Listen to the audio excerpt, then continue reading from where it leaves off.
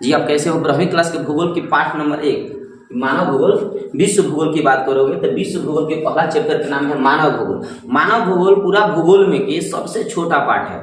इस पाठ में बस इतना ही पढ़ना होता है। इसमें एक और बात हम आपको बता दें, पहले क्लियर कर ले वीडियो शुरू करने से पहले, कि इस वीडियो में एक ही वीडियो रहेगा, ये वन शॉट वीडियो होगा। इसमें सभी टॉपिक आपको देखने को मिलेगा, सभी टॉपिक A to Z।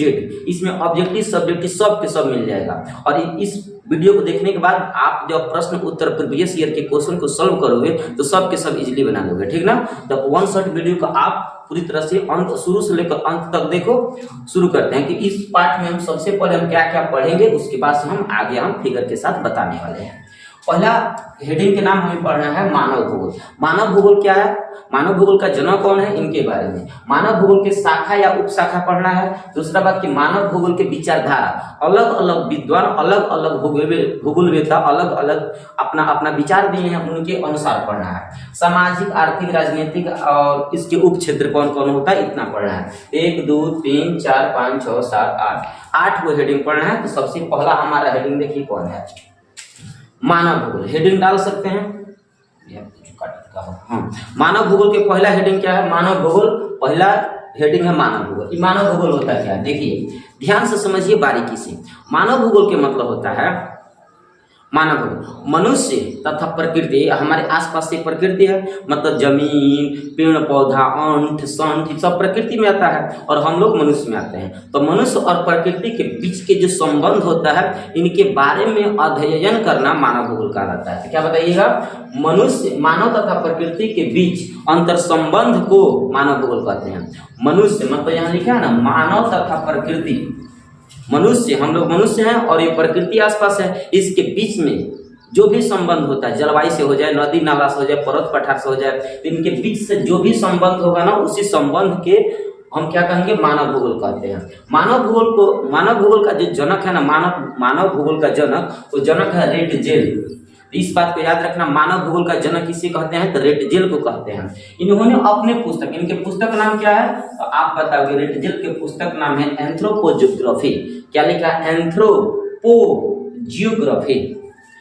मानव भूगोल के जनक कौन है, रेटजेल। इनके पुस्तक नाम क्या है, एंथ्रोपोजियोग्राफी। एंथ्रोपोजियोग्राफी में इन्होंने कहा है, मानव भूगोल धरातल तथा मानव के बीच संबंध का अध्ययन करना संश्लेषित अध्ययन होता है।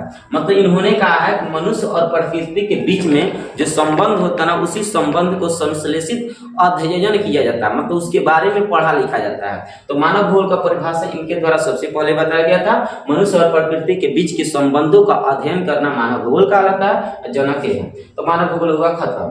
मानव भूगोल के कुछ शाखा होता है, शाखा का दूसरा नाम क्षेत्र होता है। मतलब मानव भूगोल को कितने कैटेगरी में बांटा गया है, तो आपको बता दें, मानव भूगोल को 5 कैटेगरी में बांटा गया है। इन 5 को हम कहते हैं शाखा या उप क्षेत्र, सॉरी शाखा या क्षेत्र बोलते हैं।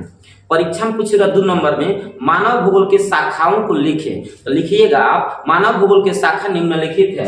पहला सामाजिक, राजनीतिक, आर्थिक, जनसंख्या और नगरीय। ये जो ऊपरा वाला हेडिंग है ना, ऊपरा उजर का, तो इसको हम बोलते हैं शाखा। और शाखा के और खंड है, तो इसे कहेंगे उप शाखा। तो मानव भूगोल के उप शाखा पूछे तो निचवा का जो एक खंड है ना, निचवा वाला इनको लिखोगे आप। और जब मानव भूगोल के शाखा पूछेगा ना, भाई उजर का लिखोगे, बुझ रहे हो।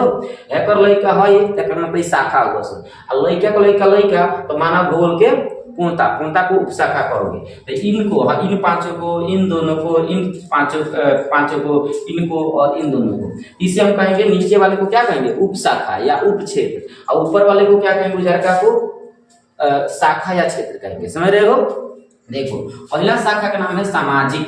तो सामाजिक भूगोल के 5 गो उप शाखा, मतलब 5 गो शाखा हो जाता है। इसका शाखा तो मानव भूगोल के उप शाखा ये कहलाएगा। देखो बाबू, परीक्षा में सामाजिक भूगोल के शाखा कहेगा तो इसका शाखा ये कहलाएगा, और परीक्षा में मानव भूगोल के उप शाखा करेगा तो यही आंसर होगा। इसके लिए पोंता के काम करेगा, तो इसके लिए बेटा के काम करेगा। तो बेटा को हम शाखा बोलते हैं और पोंता को हम उप शाखा बोलते हैं। तो मानव भूगोल के उप शाखा बताओ कौन होगा, नीचे वाला होगा, इसका एक पोंता ना कहलाएगा, मतलब उप शाखा होगा।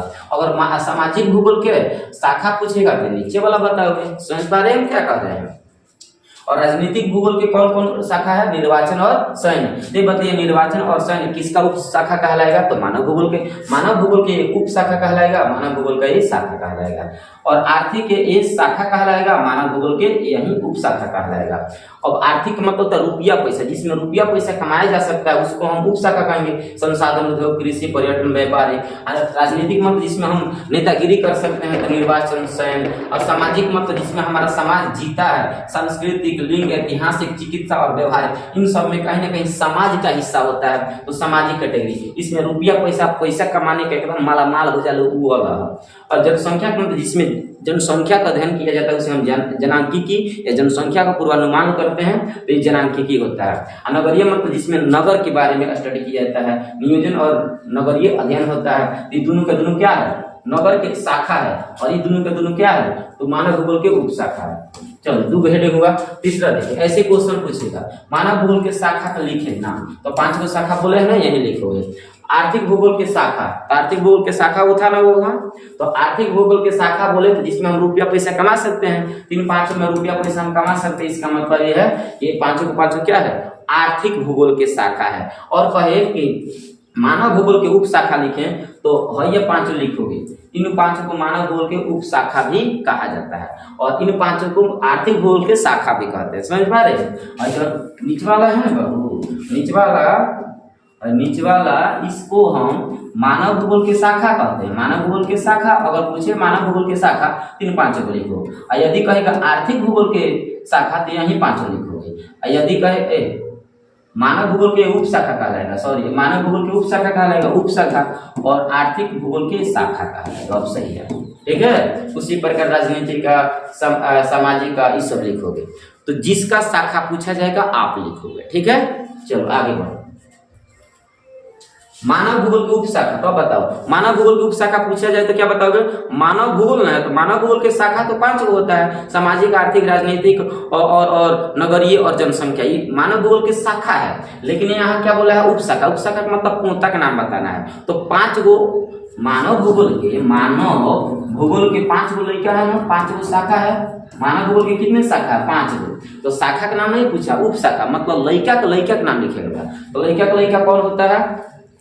सामाजिक के 5 को लिख लो, आर्थिक के 5 को लिख लो, मतलब कौन 5 को। इसका लड़का अगर गिनोगे बाबू, इसके लड़के की बात करोगे तो देखो 5 गो 2 7 5 12 और 3 15 गो होता है। तो इसका मतलब 15 गो उप शाखा होगा। कितना होगा? 15 गो उप शाखा होगा। अब 15 में से कौन 5 को लिख लो, परीक्षा में पूछेगा तो, ठीक है। तो मानव भूगोल के 5 गो शाखा है, मानव भूगोल के 15 गो उप शाखा है। तो शाखा पूछेगा तो ये 5 गो, 15 पूछेगा और उप शाखा पूछेगा तो ये 5 15 में से कौन 5 गो लिख सकते हो। तो यहाँ तक क्लियर हुआ। हम आगे बढ़ते हैं, ठीक ना, आगे बढ़ते हैं। अब देखो मानव भूगोल के विचारधारा क्या होता है और इसके प्रकार लिखना है। हम आपको बता दें मानव भूगोल के जो विचार है ना, विचार बहुत ऐसे वैज्ञानिक हुए बोल रहे थे कि मनुष्य जो होता है ना, मनुष्य और ये प्रकृति आसपास होता है, इनके बीच के संबंध के बारे में, मनुष्य कैसे विकास हुआ, अलग अलग विद्वान अलग अलग विचार प्रकट किए। मतलब हम कह सकते हैं कि भूगोल में बहुत सारे वैज्ञानिक हुए। उन्होंने प्रकृति और मनुष्य के संबंध के बारे में अपना अपना विचार प्रकट किए। बहुत सारे वैज्ञानिक हुए और सभी ने अपना अपना हिसाब से मतलब बुद्धि दिया, अपना अपना हिसाब से आंसर दिया।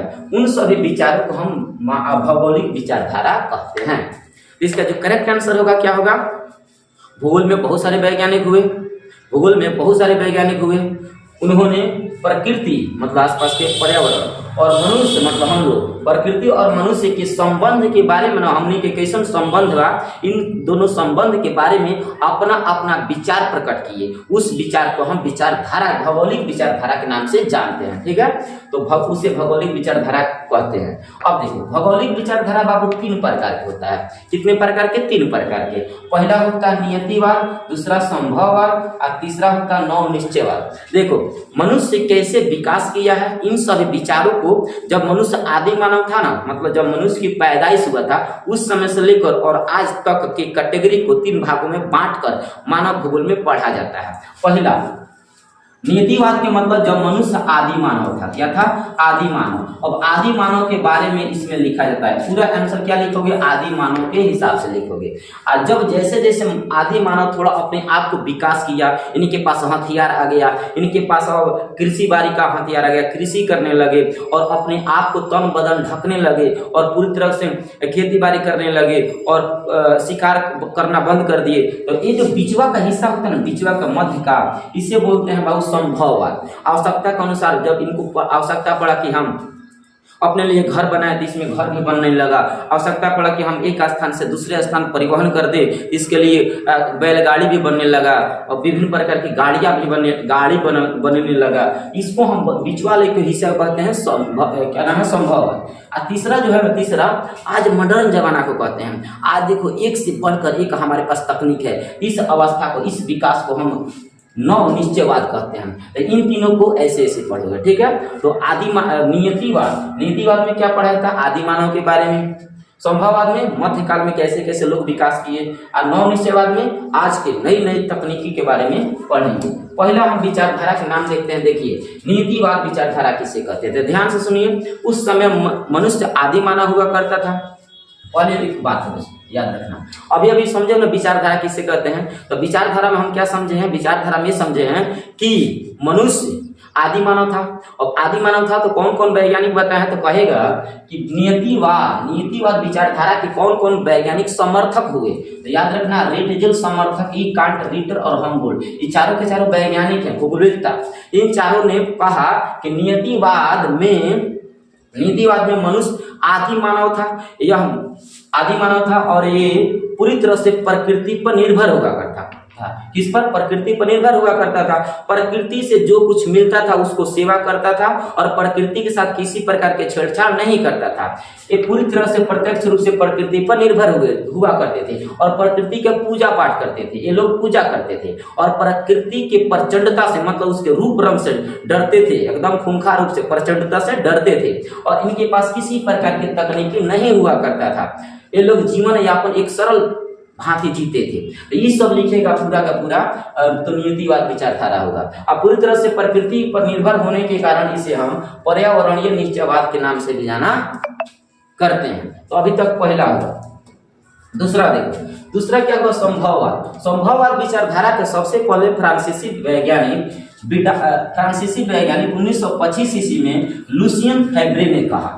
लुसियन फेब्रे में 19वीं से 20वीं शताब्दी की ईस्वी के आसपास इन्होंने कहा कि नियतिवाद जैसे जैसे आगे की ओर विकास किया ना, तो मनुष्य अपने हिसाब से अपने आप को बदलने लगा। पर्यावरण को पहले दोहन नहीं करता था, अब इसमें संभववाद में अपने आप में थोड़ा, संभववाद में क्या हुआ? अपने आप को बदलना शुरू किया। इसमें कृषि का आविष्कार करने लगा और विभिन्न प्रकार के जैसे जैसे जरूरतमंद संसाधनों की जरूरी हुआ, वैसे वैसे उन संसाधनों को पूरा करने लगा। जैसे देखो, एक स्थान से दूसरे स्थान तक सामान ढोने के लिए कोई गाड़ी नहीं थी तो गाड़ी का आविष्कार कर लिया। मकान में रह रहा, बहुत ज्यादा गर्मी हो रहा है तो पंखा का आविष्कार कर लिया। तो जैसे जैसे जिन जिन संसाधनों की आवश्यकता पड़ा उन संसाधनों की क्या हुआ? इसमें खोज करने लगा। तो इसे बोलते हैं संभव, मतलब संभव हो सका। दूसरा कि पहले कैसे सोता था? जमीन पर सो जाता था, लेकिन अब क्या हुआ कि अब पलंग पर सोने लगा। इसके लिए लकड़ी को काटने लगा, फॉर्च्यूनर, मतलब लकड़ी को काटकर पलंग एकदम बढ़िया वाला पलंग बनाकर सोने लगा। तो इसमें क्या हुआ कि जैसे जैसे मनुष्य को आवश्यकता पड़ा जिस चीज का ना, उनका यहाँ क्या होने लगा? आविष्कार होने लगा। इसे बोलते हैं संभववाद। इसका सबसे पहले समर्थक वैज्ञानिक कौन थे? 1925 में लुसियन फेब्रे, और आगे चलकर विडाल डी ला ब्लास इनका और ज्यादा समर्थक हो गए। तो दो इसमें समर्थक वैज्ञानिक बताओगे। तीसरा और आखिरी विचारधारा है नव निश्चयवाद विचारधारा। इसमें क्या होता है? पूरी तरह से मनुष्य स्वतंत्र हो चुका, पूरी तरह से मनुष्य स्वतंत्र हो चुका। इसका समर्थक वैज्ञानिक एक ही आदमी है, ग्रिफिथ टेलर। याद रखना, पहला का 4 आदमी समर्थक, दूसरा का 2 आदमी, तीसरा का 1 आदमी। इनका नाम क्या है? Griffith Taylor. इसका समर्थक वैज्ञानिक कौन है? ग्रिफिथ टेलर है। इनका कहना है कि यह एक ऐसा विचारधारा है जिसमें मनुष्य अपने आप को उन्नत किस्म के तकनीकों का साधन बना चुका है। इसमें पर्यावरण को पूरी तरह से दोहन कर रहा है। इसलिए इस विचारधारा को हम मध्यम मध्यम मार्ग या रुको और जाओ विचारधारा के नाम से जानते हैं। जिस प्रकार मनुष्य विकास कर रहा है, चांद पर पहुंच गया है, मंगल ग्रह पर पहुंच चुका है, तो उसको कहीं ना कहीं संसाधनों का जो उपयोग हम देख रहे हैं, संसाधनों का जिस प्रकार तेजी से उपयोग करता जा रहा है, तो एक समय आएगा कि पूरी तरह से संसाधन खत्म हो जाएगा। इसलिए इन्होंने कहा है कि रुको और देखो कि आसपास के संसाधनों की कमियां महसूस नहीं होनी चाहिए, इसलिए उसे सदुपयोग करो, दुरुपयोग मत करो। इसलिए इन्होंने कहा है रुको और जाओ विचारधारा के नाम से कहा है। ठीक है, तो नौ निश्चयवाद में बाबू ऐसे होगा। अब इसके बाद जो ऑब्जेक्टिव क्वेश्चन, बस इतना ही है, इसके बाद देखोगे तो दूसरा क्वेश्चन। इसके बाद हम क्या करेंगे, ऑब्जेक्टिव क्वेश्चन और सब्जेक्टिव क्वेश्चन का आंसर अगले वीडियो में देने वाले हैं। ये तो आपका कंसेप्ट हुआ, आप इतना मान चुके हैं कि इस पार्ट में हमें क्या पढ़ना है, और आपका कहीं ना कहीं एक कंसेप्ट हो चुका है कि ये क्या क्या होता है, इसमें क्या पढ़े हैं, कौन से हेडिंग है, उन सभी हेडिंग के बारे में आप मोटा मोटी क्या सब A to Z जान चुके हैं। अब हम अगले वीडियो में क्या बताएंगे, इसका पूरा ऑब्जेक्टिव क्वेश्चन लेकर आएंगे और पूरा सब्जेक्टिव क्वेश्चन लेकर आएंगे। उस वीडियो को देखने के बाद आपका कंफर्म हो जाएगा कि इसमें सब्जेक्टिव ऑब्जेक्टिव आपका एकदम 100% सिक्योर हो जाएगा। Okay, thank you.